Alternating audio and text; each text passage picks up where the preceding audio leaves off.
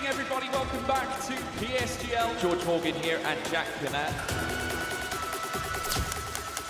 All the lights are currently lit here on track. And it is go, go, go! Donoso with a crafty manoeuvre up the inside. Masterclass from the Chilean. Crucial championship points on offer here. Do not count out Danny Berezne. Longe has done the job. This is for the win between these two. Freddie Rasmussen wins the United States Grand Prix. Alfie Butcher win for the first time ever. Lucas Blakely takes the championship. It's Barry Foreman. Jarno Opmeer is your champion.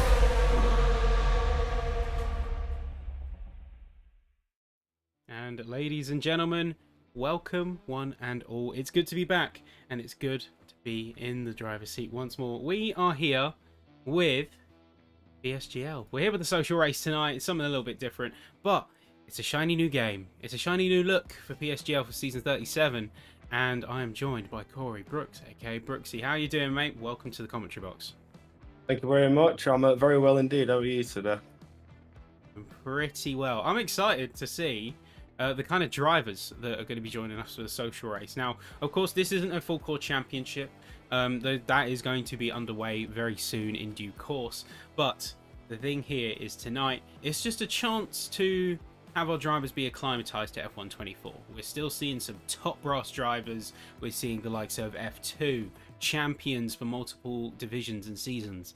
We're seeing everyone's coming in and give it a proper shot on the game, and we are going to be headed to some exciting places. We're heading, of course, to Belgium. If you've had a look at Lobby 1, you already kind of know how it's going down, but it is going to be something a little bit different tonight, and on one of the longest tracks on the F1 calendar, no less. Absolutely correct. The calendar, with the track being 7 kilometers long, and the Kimmel Straight alone being one of those kilometers, certainly is a long track. But that also means that if you make one mistake, it can cost you a lot of time. It's 19 turns, is 9 to the left and 10 to the right, if I'm not mistaken. Correct indeed. So yeah, big things are going to be coming out of the Kemble Straight. Key areas of action, of course, this is one of the freshly rescanned tracks in the game, and that is going to be put to best effect. We'll see in action the new approach drivers are going to take, because of course they've probably got used to the old scan of the track. It's been around for a couple of years now, so it's going to be something different. And of course we are going to see the drivers put not only the new driving model, post-update driving model as well, and the new track through its paces individually. Now, we are just waiting on the final confirms from drivers before we get into the session. It is going to be a pretty exciting one. I'm seeing some big names here. I am seeing, for instance, Riccardo Benzoni, Kuba Trzeziak, Harvey Cohen, just to name a few. And you'll recognize those names as anywhere from, say, F2, F3 drivers, all the way to current McLaren development and more. This is the great thing about league racing. It's that brewing pot of talent, and especially with the new game. What do you think we're going to see? Are we going to see much difference? Well, certainly with an updated handling model, it's something that all drivers need to adjust to now. And especially as we go into Belgium, like you say, with it being a rescan track, it does look slightly different. It's a lot more colourful now and a lot more vibrant. So it can really put your eyes off in a way if you're already used to the way it looks. But now as we have the updated scan since 2022, as you say, everything could be slightly different, and especially in terms of pace. If you say drivers from F2 to F5 with the new handling model, they could certainly improve on that pace. Yeah, and I think it's going to be one that I'm very curious about seeing, just because we had, of course, the release day handling model, and then we had a major update which changed a lot of the handling characteristics, a little bit more in line with actually what we've seen in previous games.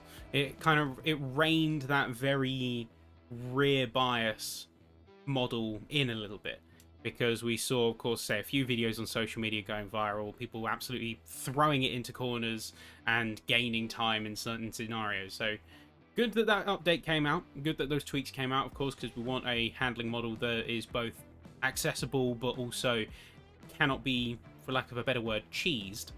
And I'm very excited to see the kind of pace that comes out of the drivers, because, of course, a lot of the names here tonight are going to be ones that we are going to see in the championship full tilt when that arrives. Yeah, so it's like you say with the handling model, where you could just throw the car in. It was very front-ended, and you could cheese it, as you say.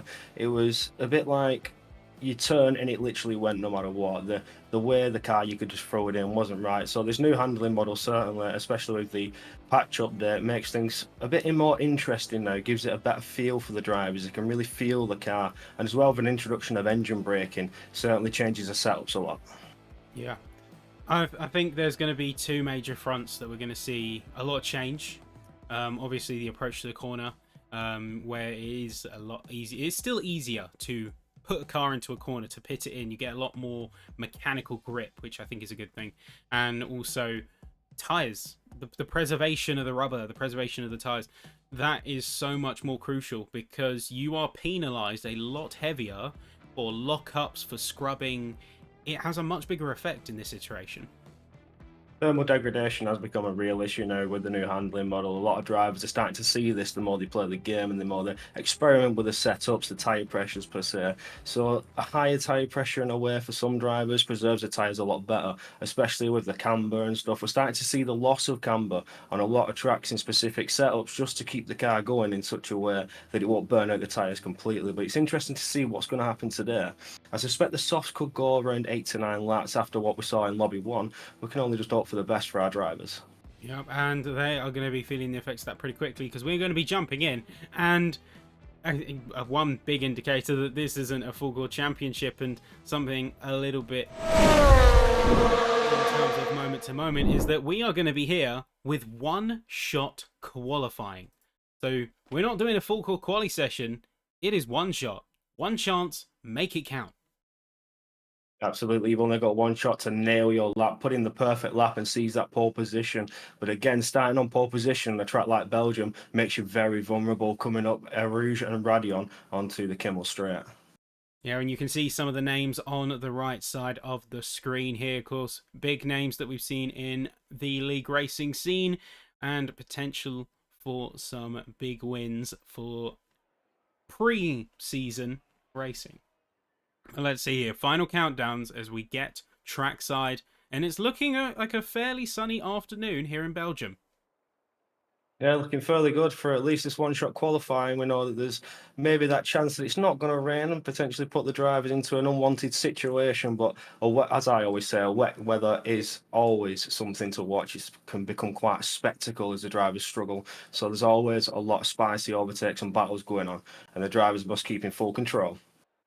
Yep, and here we go. Here we are now making a start, and it looks like we're going to be jumping on first with a Harvey Cohen, Haas driver currently, and is going to be, of course, one that we should be keeping an eye on. So, Eau Rouge, Radion, of course, iconic sectors completely redone for this iteration of the game, looking much more colourful, and then down to the Kemmel Straight, easily surpassing 200 miles an hour and jumping almost into the 210s before we stomping heavy on the brakes just before the next sector of the track.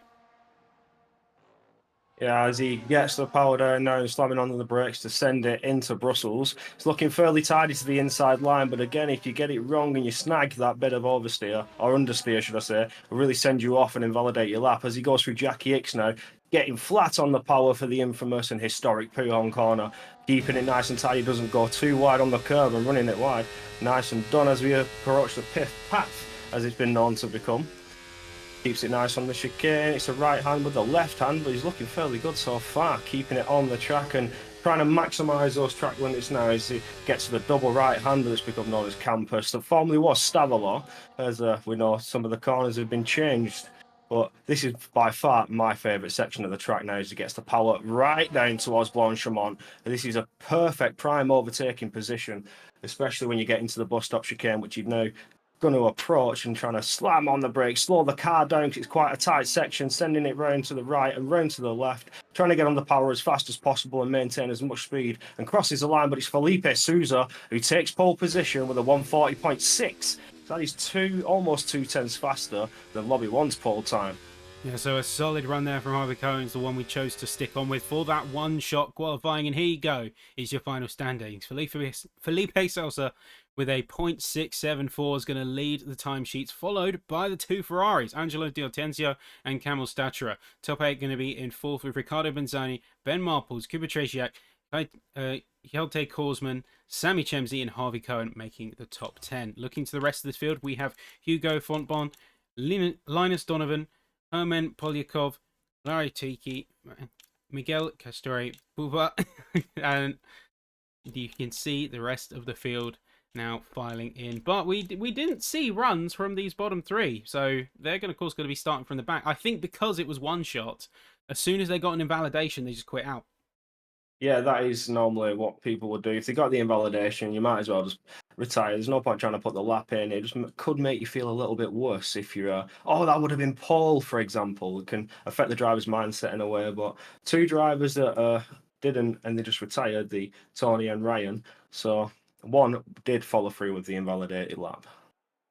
Yep, so as we come up to the grid now, of course, tension's going to be high because I know simultaneously drivers are going to be pretty pleased with their laps, or they're going to be pretty annoyed with their laps and they're going to be trying to race to get some positions up. So these first couple of laps here are going to be pretty frenetic. It's going to be drivers trying to settle into some positions, especially before DRS becomes a major factor once again. Now, the ERS deployment is something we haven't talked about yet as another big change for this game, and a lot more customizability in particular with how you deploy your energy, making a much more versatile strategy option. Especially, it's definitely become a tool they can use now a lot more to their advantage, whereas on previous games you'd drain your battery and you'd be out for a couple of laps while you were trying to recharge, and you can drop some serious pace, especially without having that energy just to deploy and help you along in certain corners. So especially on main straights in DRS, it becomes a very powerful tool. But in this game, you can choose to fully recharge. You can turn it off in corners, you can use it to your advantage as more of a weapon now rather than something that you had to save till the end of the race. Yeah, and while you did see some sort of lap-to-lap strategy in the past, choosing not to deploy as aggressively in certain laps in order to build up a bit of a reserve, is going to be much greater of a difference here, because you've got multiple modes. You can, as you say, turn it completely off, go full conservation, full recharge, and the ability to deploy it a lot faster and save it up a lot faster is going to come in big time. But it's 5 red lights here in Belgium. The track is hot here at Spa, and immediately a very quick getaway from the front two. Salsa and Angelo both making a run. Stachura not getting the start. He wanted to make it a bit of contact with the Mercedes and the McLaren. As you can see, there's going to be a bit of chaos further down the field. There's a couple of drivers falling down. That's Korsman down into P14. That's going to be Ryan Grob trying to get a bit of a catch-up at the same time. The Red Bull Salsa managing to get a bit of a getaway. Ben Marples trying to peek around the McLaren, and it's not quite happening just yet. No, nothing really kicking off just yet, but as we get onto the Kimmel Straight, it's just like the Red Bull's going to stay ahead, but he's currently under attack by Riccardo Benzoni, and the Ferrari's dropped a position from P2 and lets Riccardo up into P2 and drops himself down into P3. Boy, it was a good strategic move to back out of it, but the Mercedes now of top 8 going side by side around Bruxelles and trying to get ahead, and does get ahead. Nicely done from the Mercedes up front there. And we also have a little bit of a scuffle going down back, as you can see, down P11, P12, 13, 14. That is going to be the kick salvo of Hugo Fontbon. And a big contact through Pouon. That is a big contact. You see carbon shrapnel flying everywhere. That's Herman dropping right down to the back. A few cars going to be limping away with a bit of damage. I believe the RB lost their front wing end plate there. And Harvey Cohen is down at the bottom by multiple seconds. Harvey Cohen really losing out to that bit of trouble there. Coming around, Pouon got completely spun round and sent right to the back. It's not the ideal thing for him, but we can only hope that he's got a perfect strategy in play, can get himself back up into this race. What we can see is they're coming up to the bus stop chicane. That is going to be Ben Marples going for another move. Makes it around the inside, but can he keep the push? Because, of course, he's going to have to get the pace out to get ahead. Heading into La Source, looks like he's just been able to do it. Angelo going to be taking a big slide, however, losing the car, dropping all the way down into P9. Oh, it's not good for Angelo there. Just caught himself a bit of a slide coming through La Source, and it's cost him all the positions, dropping himself down to barely within the points. But of course, the points aren't really what matters here with it being a social race. It's all for glory. But we can see a change for the lead now as Riccardo Benzoni is attacking the Red Bull of Felipe Souza and gets ahead coming into Lecombe. Yep, and a very clean move at that. Question is, though, is he going to be able to hold on to it? We've seen so much chop and change up at the top end of this field that it's all up for question. Down at the bottom, that's going to be the RB of Herman, completely backwards and not looking like they are having a good time at all. So I think we're going to be seeing him reset into track. There you go. And is likely going to be peeling off into the pits, if not dipping out. Meanwhile, back at the front of the field, that is the McLaren top 8 continuing their charge. Now, they're in a little bit of a space of their own, and I think because Marples and Benzoni are both on the soft tyres, he's kind of letting them fight it out and then can pick up the spoils later. Again, a little bit of strategy already starting to factor in.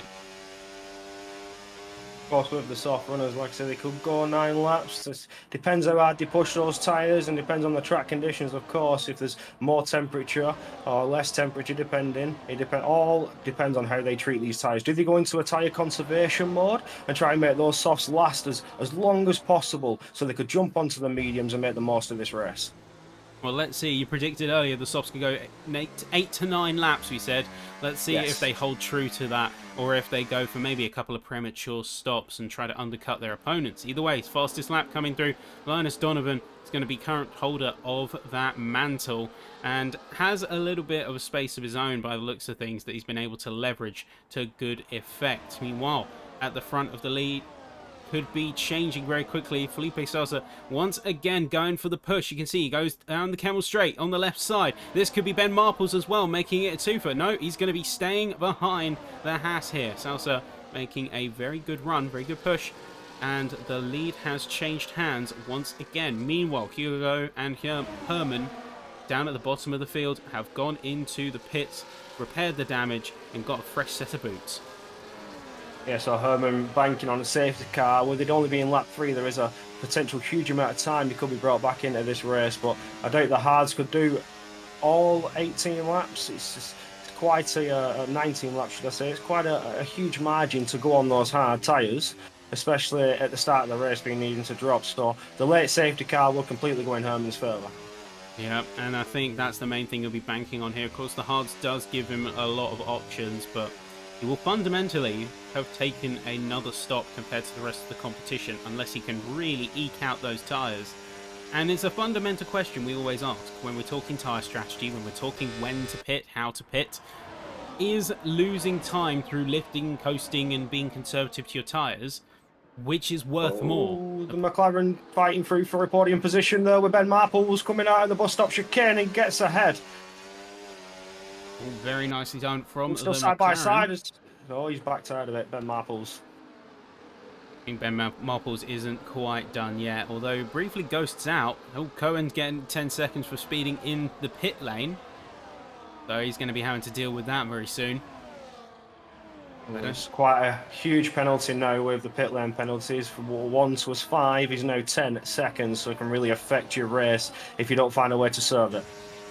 I don't think Ben Marples, meanwhile at the top, is going to be out of the woods just yet, because Marples now has a decision to make. He can see behind him that there's a little bit of a battle going on. Say, Linus Donovan, in fact, going to be fighting and going into the gravel, barely keeping control of the car as we get ourselves down through the second sector. Now, the question on Marples' mind is whether he goes for an attack on the McLaren once again, or if he hangs back, plays a bit more conservatively so the likes of Shemzy and Statera don't make an advance on him. Because remember, if a poorly timed attack leaves him out of luck with the resource and potentially burning up on his tyres, he's not going to have a good time at all with trying to defend against drivers who by that point will have tyres on better pace. Well, that does beg the question, what is he thinking with the tyre strategy on the softs? Being this high up in the field, he's surrounded by medium runners and one hard runner. It's just, does he go full conservation mode, just bide his time, like you say, not go for the rush attack and make a mistake? It begs the question of what's actually going through the driver's mind. He could attack, he could potentially put himself out there and use the tyres while he's got them, opts for an earlier pit stop onto the hards, but it all comes down to the driver's mentality and how he sees himself finishing this race. Yeah, and the mentality is going to be a big differentiator in all of this. How they keep their cool under pressure. I think some drivers in this field are exceptionally good at that. They proved it time and time again in seasons prior and championships prior, how well they can handle pressure, moment to moment and race to race. So depending on where they are in the field is going to really sort of affect the mental state of some. Some can handle it better than others, but still enough hounding of an opponent on your rear view mirror, and eventually there's going to be a break point, as we're seeing right there. There's a little bit of a concertina effect as Benzoni breaks Tope. Marple's almost going into each other, and I think Chemsey was the one there who had to take a bit of evasive action. Also, Ben Marple's got majorly close to the McLaren at Tope and almost give him a bit of a love tap on his rear diffuser there, but didn't get too deadly, didn't make too much contact, just a bit of a push, just to also let the McLaren driver know that I am here and I will put you under pressure. But definitely benefiting in the meantime. He's making those soft tyres work to his advantage in a way, but again, all comes down to what strategy he wants to do. Yeah, so currently sat about 5 laps of wear, so they're going to start to hit the point where they are starting to lose a little bit of pace, and they're going to have to dial down the aggression if they haven't already done so. Oh, we got Hitala, the second Red Bull, having a major off coming into the third sector and seemingly having a bit of speed wobble there. Maybe they're having a bit of control issues. But look at that car, it's jittering everywhere. Yeah. Oh, that's not looking good. That's not looking good for that Red Bull there. That's looking terrible for the Red Bull driver. Tony's having a stinker with his connection right now and heads into the pits. I wonder if he picked up any damage or if it's looking for a retirement because of the connection issues. There's a 10-second penalty, so I suspect possibly a retirement from Tony. And there it is, as well as Miguel. Miguel also retiring in the pits. It's not the race they could have hoped for, not the race they wanted. It's not gone in their favour, so rather than be a nuisance on the track with the bad connection, it shows quite good sportsmanship there to get themselves out of it, that instead of causing what could have been an issue down the line. But we just saw Felipe Sousa, get past Ricardo Benzoni there as we come through the com. Yeah, oh no, there was a battle, sorry, Ricardo Benzoni fighting. Sorry, I missed that. Let's say top 8. The McLaren is also looking to get in on the action and is putting Benzoni under some serious pressure within a single tenth as we head into P1, having to negotiate a bit of dirty air, but has a better line and seemingly a little bit more grip as we come through this sector.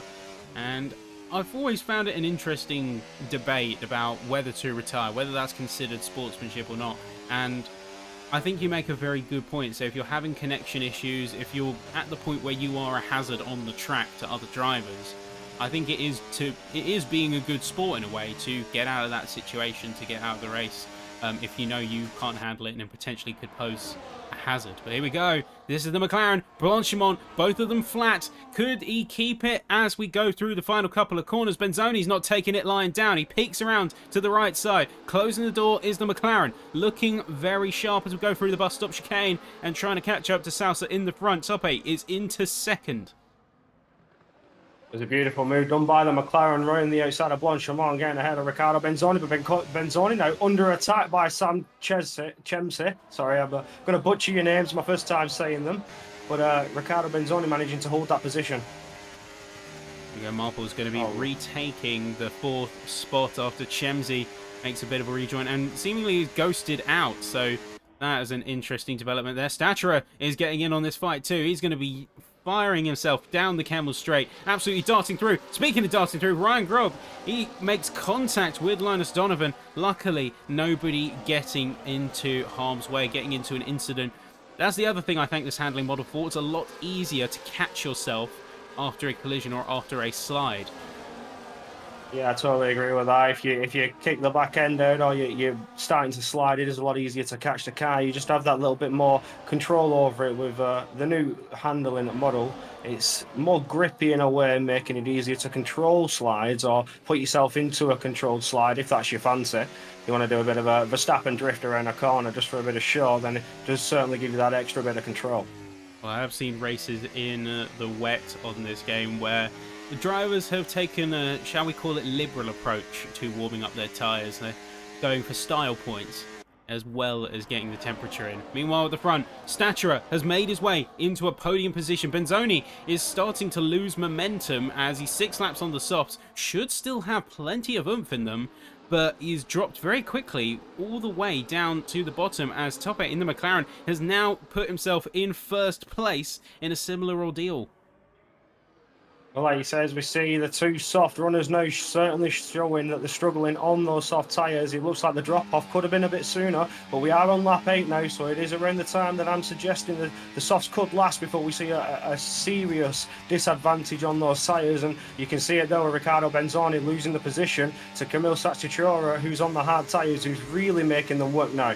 Surely the harder tyres being the better tyre to be on with the most oomph in them. But it looks like he could be under attack once again from Riccardo Benzoni. A bit of a lock up there, bit of a tyre smoke that I saw on my screen, but managing to keep third position.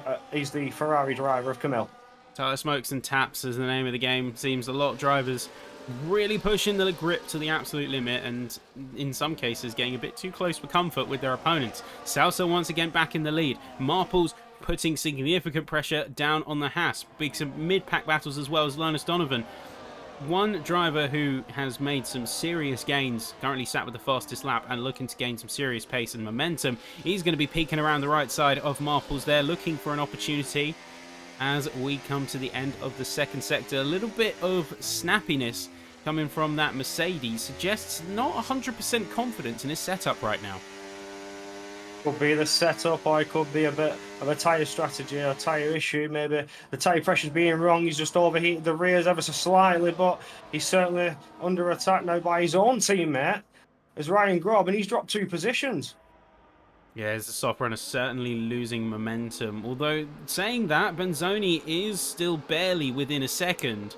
So, is it a soft tyre thing, or is it just Marples having a bit of a struggle? Either way, he's into the pits now. We're going to see in due time what compound he's going to be coming out on, as Benzoni is remaining out on his current boot and remaining steadfast in a P4. He's not out of the woods yet because Donovan is half a second behind and catching fast, but he is still within that crucial 1 second window. Riccardo Benzoni definitely doing all he can to preserve the tyres in the open and staying in the open first few laps, meaning he does have the spare rubber to use and keep his pace, keep within that fateful 1 second of DRS to use as a defensive tool against Linus Donovan, who's just lurking behind on those medium tyres, but he's edging ever closer corner by corner. Yeah, and just slowly chipping away at your opponent's defenses, your opponent's psyche, in order to bait them into a mistake. That's the name of the game. That's racing. It's a mind game as much as it is a mechanical one. And we're seeing that to great effect with the likes of Ryan. He's stuck behind Linus the whole time. He's silently moved with the tendency that Linus has. And now we are seeing that while Linus makes the attack on Benzoni and is inching ever closer, Grob is pretty much set up because he can just use the Williams' attack to his own advantage. Yeah, absolutely correct. If he just sits behind and hopes that Linus Donovan doesn't try and make the move into bus stop, or if so, get the overspeed in such a way where you saw then Linus Donovan was having a little look there, but Ryan Grob now moving out of the hotter. I suspect that this could be a turn into La Source being changed. Oh no, Riccardo Benzoni's gone into the pits to change those soft tyres, so he'll be jumping onto the mediums, I suspect, to finally finish this stint. But what has also happened, Ben Marples boxed a lap earlier, could proceed to undercut Riccardo Benzoni as he went 1 lap earlier. Yeah, and let's see that now. To rumble with Ben Marples as he's crossing the line into lap 10. We're going to see exactly where he comes out. Looks like he has just undercut Benzoni and done so by a fairly significant margin. So you can see Salsa rejoining the field from the lead, conceding the fight against the McLaren, but opting to get onto those hards just a little bit earlier. And then you can see just in the back, Benzoni all the way down in P11, Marples in 8th. So that undercut has worked to great effect. Yeah, Ben Marple's really feeling a bit of a relief there. They doesn't have to worry about Riccardo Benzone. The driver he was battling with just a couple of laps ago managed to box that one lap earlier and get the undercut. But it's not safe to say that that one lap extra, especially at 7 kilometers of track that you have to surf it, that you have to navigate, should I say, with the elevation changes, could burn away some precious rubber that could make the difference between Riccardo and Ben Marples. Yep. And we have fights now happening all across the field. Giortenzio and Chemzy. We have Staturer stacking up eventually to top 8, but Staturer has also got a penalty that he's having to contest with. The two Williams has been reunited, and throughout all of it, you can see strategies are now starting to fall into place. Of course, we're going through that pit stop window now. The front runners are going to be going a little bit later. Oh no, saying that, the top two have now headed into the pits just 9 laps in. Stature, curiously, despite being on the hards, has joined top 8 on the mediums. What's he doing? What's the plan here? Going on medium himself. What's top 8 going to go on? He's going to go on hards. And Grove takes provisional lead of the race. You would have to go on the opposite compounds of tyres because they both started on the opposite compound to each other. But of course, with Camille being on the mediums, he's going to warm those up a lot faster than Toppe could warm up those harder compound tyres. So as long as Camille can get past, that Ferrari gets straight past and keep the pressure on, it may work to his favour. But he has come out 2 cars behind Toppe, so he's not come out of the box in a prime position. But now there is a bit of a battle. He's going to pick up the slipstream with the DRS. He's going to get past straight away coming out of Radion and onto the Kimball Straight. And Marple's out there and immediately using the fact that he's got a lap on his opponents to great effect. You can see he's already warmed up on the tyres, he's already primed, ready to go, and even with Salsa having a lap into the hards by now and should be up to temperature, it's still not going to be enough to put up a major defence. Toppe in 8th with Statura in 7th, and of course those two being on fresh rubber, they're going to have to work them into that operating window before they can start making moves again. But it should hopefully serve them well as we get to the last few laps of the race. Absolutely correct. Just the extra laps, especially on the longest track in the calendar. I put emphasis on that being 7 kilometers long. It does certainly burn away that precious rubber just as you need it, and it could make all the difference on the last lap. Can you defend with it as your rival, should I say, will burn that rubber away that you don't have? Not to mention, as we said earlier, with, say, thermal management, tyre degradation, lockups, and mistakes, they are going to be taking a serious chunk from your tyre life. A few lockups here and there could shave a lap, maybe 2 laps, out of any good set, depending on how severe the lockup is. You can see, yeah, a bit of a burnout, bit of a spin up there from Chemzy as he's trying to chase down a top 10 spot. He's going to inherit it off the back of Korsman and Treziak going into the pits, and then back up at the top, Ryan Grove and Linus Donovan. They have been stuck together for the majority of the race, but the time has come to say his goodbyes as Grove is now into the lead, and it decides it's his turn to lead the train. But making those medium tyres really work for him. He's going to definitely slap on a pair of softs anytime soon now. But he's a bit of a lock-up there from the Mercedes driver, Ryan Grob. He's doing fairly well to maintain the push and get himself up there, especially in a race-winning position. But as he knows, Ben Marples has boxed 3 laps earlier. So when he goes in, Ben Marples will take control of the race and it will be position. Yeah, it's only a matter of time now because Marples with that pit stop, and you can see the deltas and the times creeping down with every single corner. 11 seconds, but it was 12, but it was 13. It's now into almost the 10s. It's on the cusp, and every lap while he is on a fresher pair is going to be chipping away at the advantage that Donovan and Grobe both have. So they realistically have 2 choices. Jump in now for a set of hards, or try and eke it out a little bit longer and go for a very aggressive but potentially high reward medium soft play. That is a questionable strategy, but it is high reward, high risk. It could totally work out in your favour. You can absolutely flat it to the end, but both of the front two now come into the pits, and it is the soft tyres for the Mercedes. As Linus Donovan heads towards his pit lane, I can let you know what he's got opted for. Yeah, Donovan heading onto the hard. That's the hards. Diverging Linus big Donovan time. on the hards.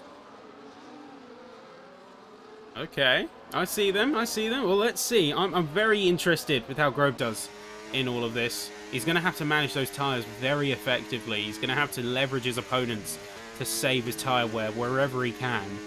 He's going to have a bit of a difficult fight. Donovan's got the opposite problem. He's got more than enough tyre life in him, but the pace is the part that's up for question. Staturer is going to potentially try and make it a double at the front end. He's going to get it around Marples, but he's not going to get it around Salsa, despite putting the nose up there. So it's not going to be just yet for him.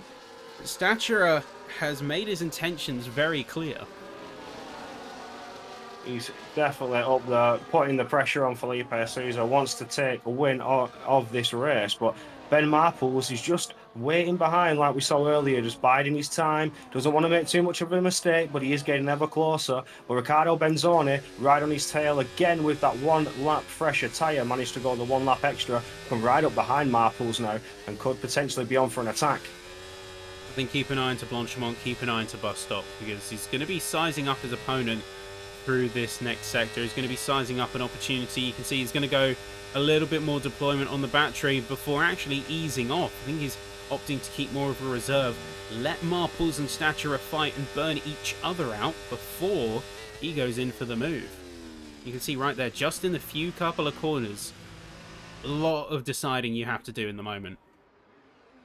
Absolutely. This is where you got to think fast and think on your feet and be able to adjust your game plan, especially as Riccardo Benzoni now sends it into the inside, into La Source, getting side by side on the exit as they power now towards Eau Rouge, staying side by side. Riccardo Benzoni just etching ahead, and he does get the move done as Ben Marples backs off to get the optimum line and stay right behind Riccardo Benzoni. Could be looking for another overtake or maybe potentially take that position back with that rear wing open. He's swinging it out to the right side of Benzoni, but the Ferrari's moving out to give him a bit of an extra slipstream. It will be a double overtake by Ben Marples, and he's up into P2 as we enter into Lacombe.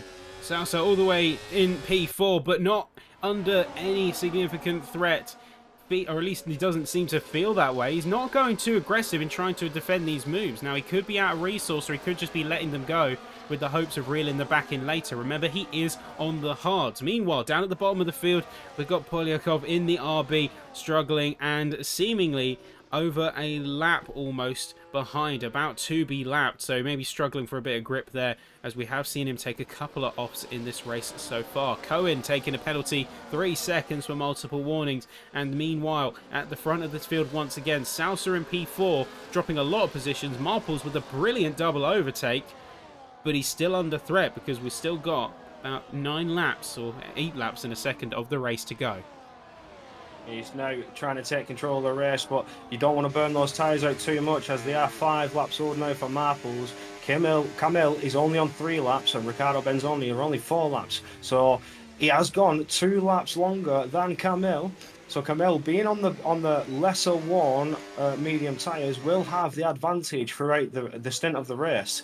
But again, there's a bit of a lock-up there from Camille, so as we said, that thermal degradation certainly going to have a massive impact and burn away that vital rubber, especially with them being up to temperature. They'll just burn a lot quicker than they would have done if he'd only just come out of the box. Yeah, we say we're keeping eyes on Ryan Grove down in P7 as well, as he made a brilliant move on D'Ortenzio into La Source, but he's not out of the woods yet. He's going to get, in fact, a little bit of a bump draft coming in, as they're both going to be taking past Sami Chemzi. They're both going to go for it. In the end, it's only going to be the Mercedes that comes out on top. D'Ortenzio relegated back down into P8, but Grove is going very aggressive, seeing as he's got the soft tyres. He wants to leverage that extra grip while he has it.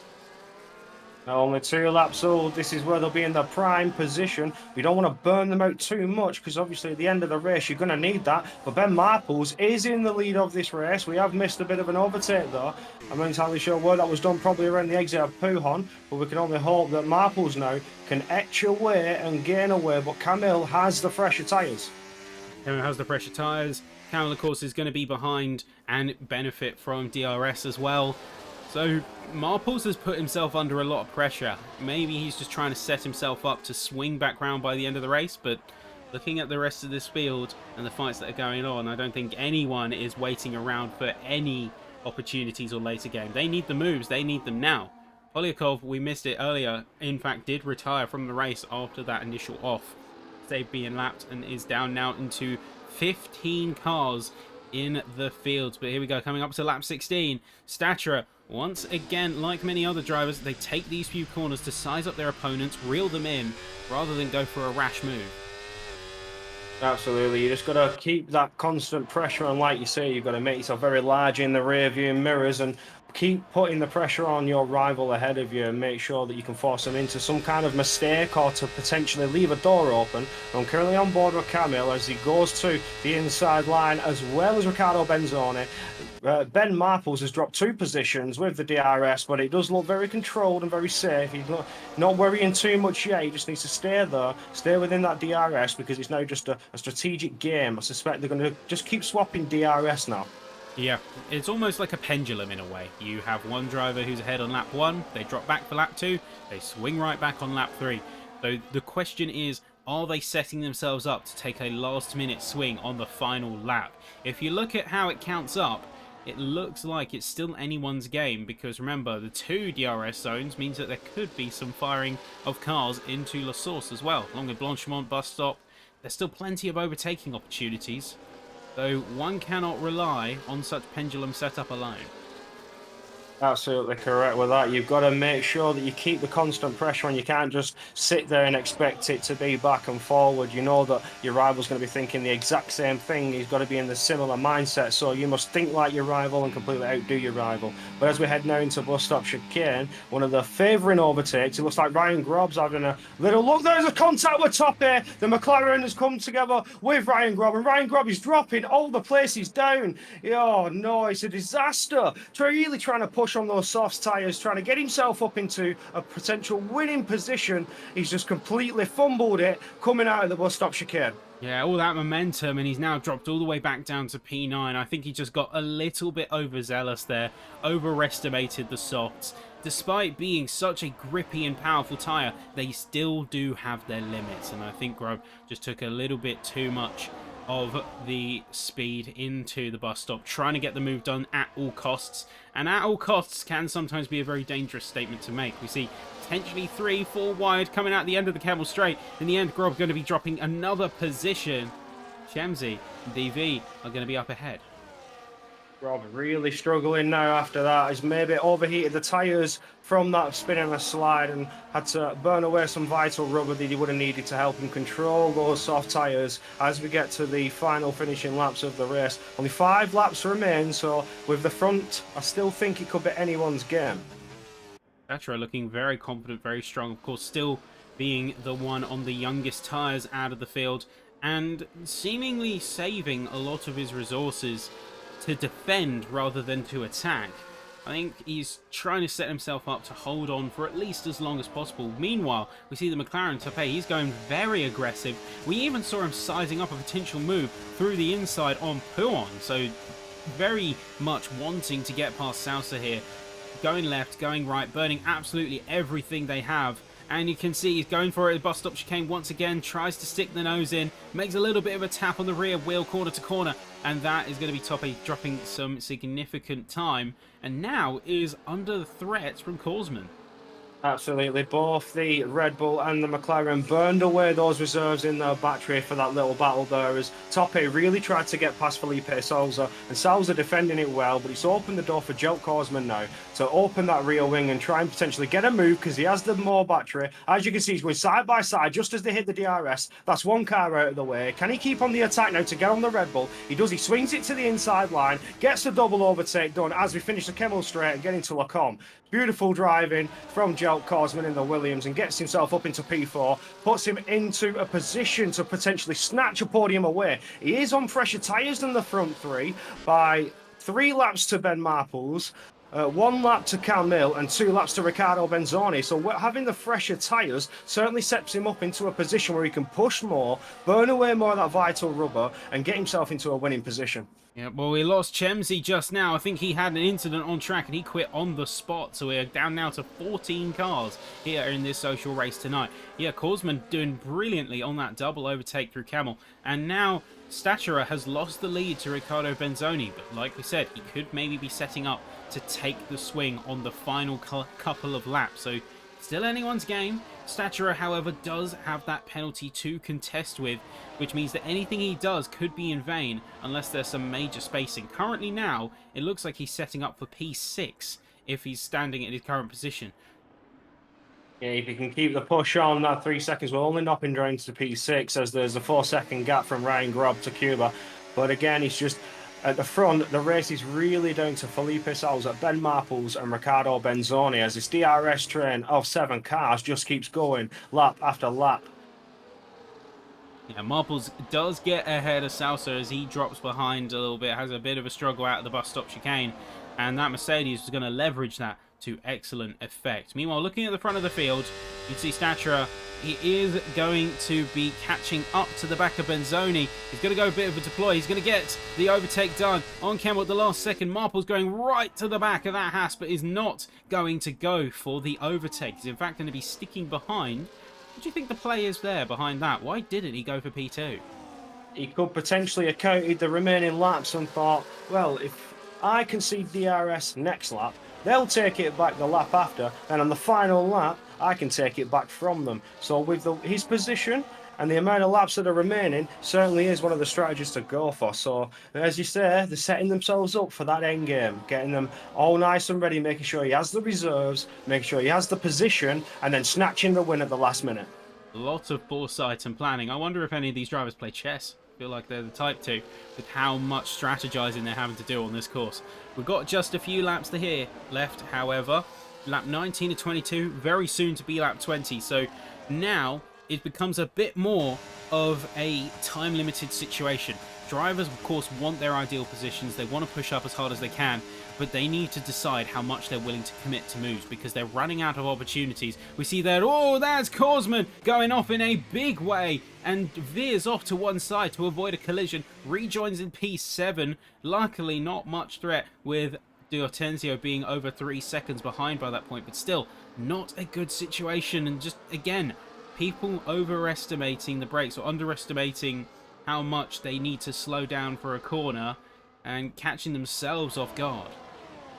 That would straight be to the new handling model. Like we say, the game is a lot different than 23. The drivers really having to adjust to these new grip limits that are a lot more forgiving in a way. You certainly feel like you have more grip, but Ben Marples now has gone ahead of Camille and tries to make the move up into P2. Riccardo Benzoni dropping 2 positions though. So like you say, he takes lead of he takes in the position now and sets himself up for the end of the race.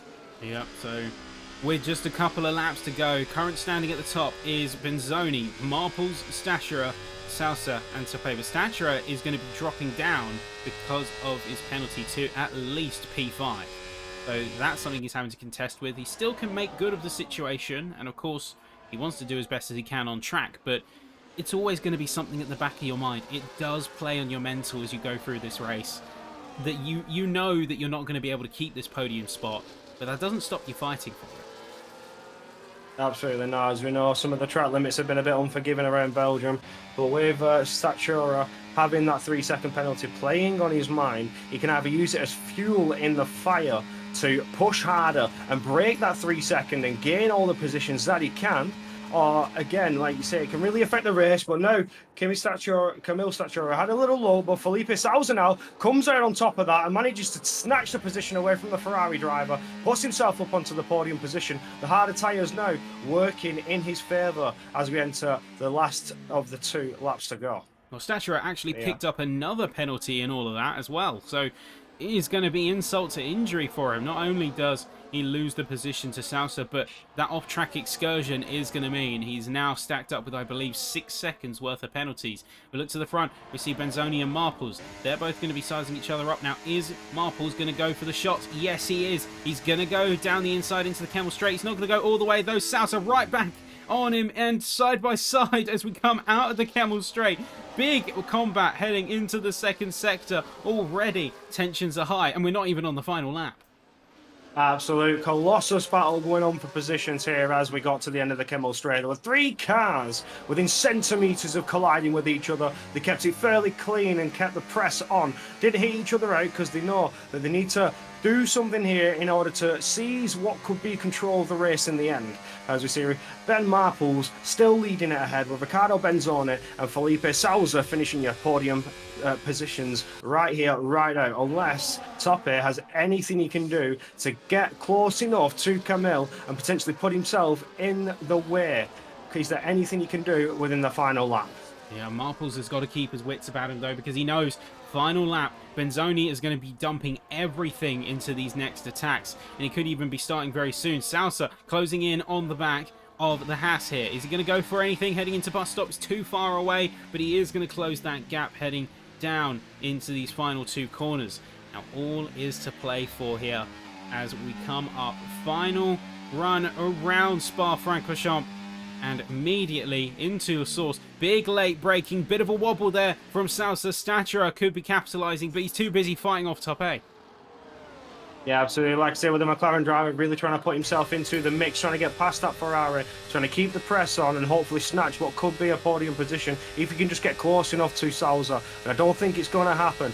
But as we keep on with Toppy, he's going to flick it to the outside line as we see Riccardo Benzoni now getting ahead of Ben Marples as expected. But now it's all for Marples to play, and I suspect Blanchimont is going to be the place he's going to dump it all and try and get back past. Marples is going to have to bide his time, but he's going to have to put everything into that final move. Now, this is the part where we can see things get a little bit dicey. Drivers go for moves knowing that it's their last chance on the last corner of the last lap. They do get a little bit overzealous.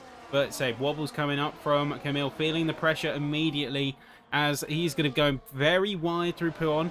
Luckily, he's not going to be getting another penalty on that one, but Tope is very close behind, waiting to capitalise on any further mistakes Statura makes. He just needs to bring it home.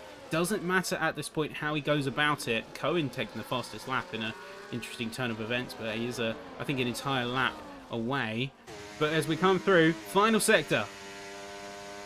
Yes, of course, as we get the power down on towards Blanchimont, I don't think Ben Marples is close enough to be in a position where he can take the move, but he is etching ever closer as we get final to the bus stop chicane. He's swinging it to the outside line. He's dumping that battery later on the brakes. The side-by-side, his back end just kicked out ever so slightly, but it looks like Benzoni's going to stay on for the lead and take the win of the race, with Ben Marples just falling shy. Felipe Souza takes P3 on the podium. Top A, jumping the order with Camille Stacciatora having those track penalties. Cuba in 5th, DV19 in 6th, Linus Donovan in 7th, Hortensio in 8th, Korsman in 9th, and Ryan Grob getting in 10th after putting on the soft tyres a bit later and just getting into that bit of a collision and contact and sending round. But Riccardo Benzoni defended it well, put Marples off and just managed to snatch that one away.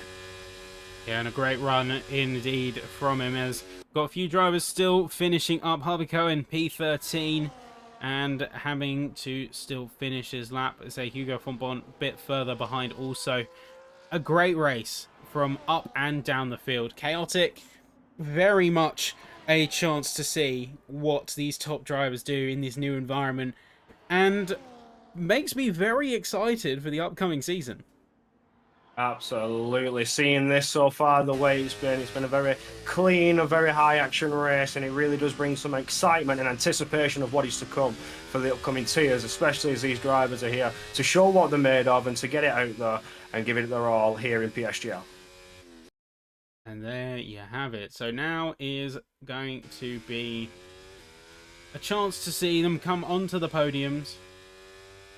And with that all being said, I gotta say, even if it is just a social race and there's no real championship stakes, trust league racers to give it their all. Give it 110% no matter what. That's just, it speaks to the fighting spirit, and we've got the timings and the final standings up on the boards. 38-minute race, and Benzoni takes the cake by only a quarter of a second in the end, but alongside Sousa on the podium, with top 8, Treziak, DB19, and Etal. You can see on the screen, Statura only making P11 in the end. Goes to show how tight this field is, but we also find out he had 9 seconds of penalties rather than the 6 we originally thought.